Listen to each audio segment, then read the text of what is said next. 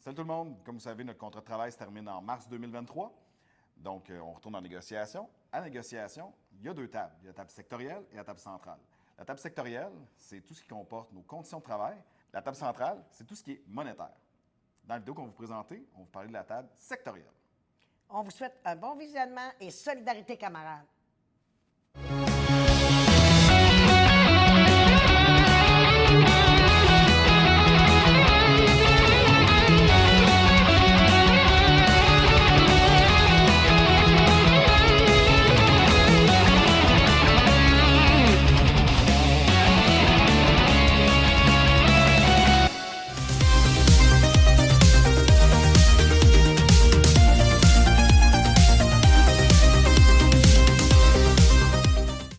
Bonjour tout le monde, on est maintenant rendu à l'orientation 5 en compagnie de Roxane Palardi. Bonjour Roxane. Bonjour.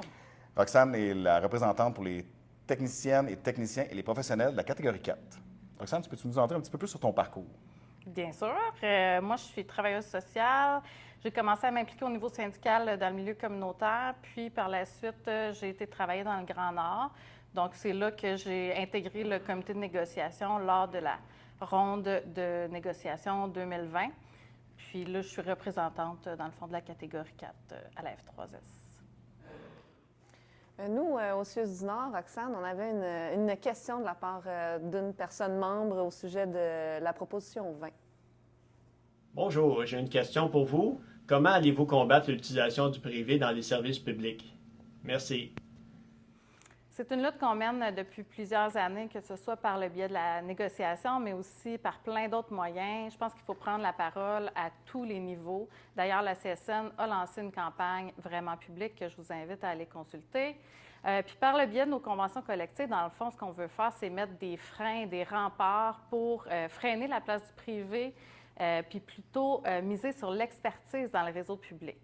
Donc, on l'a vu là, avec le plan Dubé, là, il a annoncé déjà ses intentions de mettre en place des hôpitaux privés. Donc, ça devient une revendication très importante dans le cadre de cette négocie. Oui. Chez nous, Roxane à Laval, on a une question pour vous de la proposition 21. Nathalie Marcotte, préposée aux bénéficiaires à l'unité de cardiologie au CIUS de Laval. Qu'entendez-vous par le moratoire sur les projets de centralisation? Pouvez-vous m'en dire plus? C'est pas clair.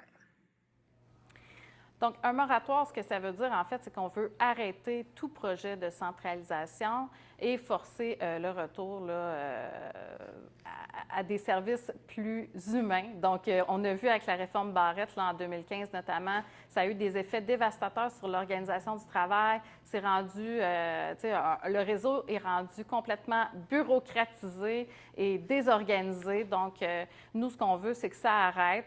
Un autre exemple, c'est la réforme OptiLab, qui n'a jamais eu d'analyse d'impact de cette réforme-là, puis ça a eu des impacts sur le personnel et sur les services à la population. Donc, pour nous, c'est important que ça arrête puis qu'on analyse comme il faut n'importe quel projet de cet ordre-là. Au CIUS de l'Est de Montréal, on a une question pour toi concernant la proposition 22. Bonjour, je me présente, Carlos Mariona, préposé de Buandier, CIUS de l'Est de l'île. Ma question est, quelles sont les mesures particulières que vous suggérez pour éviter l'exode vers le privé? Avez-vous des exemples? L'exode vers le secteur privé, là, ça touche tout le réseau public de la santé et des services sociaux, mais c'est plus grave pour certains types d'emplois. La pénurie est plus importante. Pensons notamment là, aux services informatiques, au personnel d'agences privées, que ce soit des infirmières, des préposés aux bénéficiaires, des travailleuses sociales. Ça coûte extrêmement cher, puis souvent, ça n'apporte pas plus de services ou des services plus accessibles à la population. Donc, nous, ce qu'on veut, c'est trouver des mesures avec l'employeur pour offrir des vraies bonnes conditions de travail dans le réseau public. Que ce soit au niveau de la rémunération, mais aussi au niveau des conditions de travail, avec des vraies mesures de conciliation famille-travail, par exemple. Roxane, on a une question qui provient du SOCHUM à propos de la proposition 23. Bonjour, mon nom est Linda Morin. Je suis préposée au retraitement des dispositifs médicaux.